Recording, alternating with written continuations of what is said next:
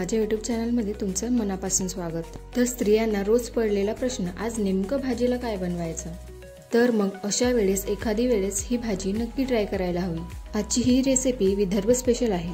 एका वाटीत आपण 100 ग्राम खसखस घेतलेले आहेत। त्यात पाणी टाकून जवळपास अर्धा तास भिजत ठेवलं। नंतर मिक्सरच्या पॉटमध्ये छान स्मूथ पेस्ट तयार करून घेतली। बघा, या पद्धतीची पेस्ट आपल्याला तयार करायची आहे। कढईमध्ये 3 मोठे चमचे तेल घ्यायचं आहे। इतर भाज्यांपेक्षा या भाजीला तेल जास्त प्रमाणात लागतो। नंतर त्यात तेजपानाची फोडणी घालायची। 3 मोठ्या साईजचे कांदे सुद्धा त्यामध्ये टाकायचे। कांद्याला छान गोल्डन कलर येईपर्यंत फ्राय करून घ्यायचं। एक महत्त्वाची टिप, जेव्हा कांद्याचं प्रमाण भाजीमध्ये जास्त असतो त्या टाइममध्ये चिमूटभर मीठ त्यामध्ये टाकायचं, जेणेकरून कांदे लवकर फ्राय होतील। त्याने तुमचा गॅस आणि वेळ दोन्हीही वाचेल। कांदे छान शिजले की त्यामध्ये आलं लसूणची पेस्ट टाकायची। जवळपास 1 ते 1.5 चमचे मी ही पेस्ट त्यामध्ये टाकलेली आहे। आले लसणाचा कच्चा वास जाईपर्यंत आपल्याला ते कढईमध्ये छान पद्धतीने फ्राय करून घ्यायची आहे।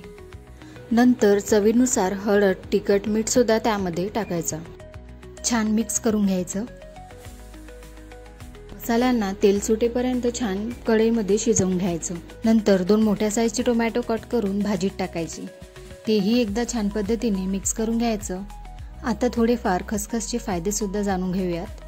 खसखसमध्ये कॅल्शियम आणि फायबर मोठ्या प्रमाणात असते, ज्याने आपली हाडे छान मजबूत होतील आणि डायजेशन सुद्धा सुधारेल।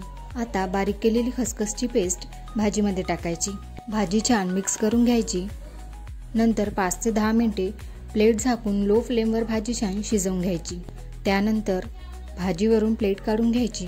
थोडासा पाणी त्यामध्ये टाकायचा, जेणेकरून कन्सिस्टन्सी थोडीशी पातळ होईल। अर्धा चमचा गरम मसाला व अर्धा चमचा काळा मसाला त्यामध्ये टाकायचा। पुन्हा 5 मिनिटे भाजी छान वाफेवर शिजवून घ्यायची। नंतर त्यात कोथिंबीर टाकायची। तयार आहे आपली भाजी। व्हिडिओ जर आवडत असतील तर चॅनलला लाईक, सबस्क्राईब आणि शेअर करायला विसरू नका। अशाच नवनवीन रेसिपी तुम्हाला या चॅनलवर बघायला मिळतील। घरात भाजीचं नसताना खसखसची भाजी हे एक बेस्ट ऑप्शन ठरू शकतं। नक्कीच तुमच्या 2 पोळ्या जास्त खाल्ल्या जातील। चला, धन्यवाद, बाय।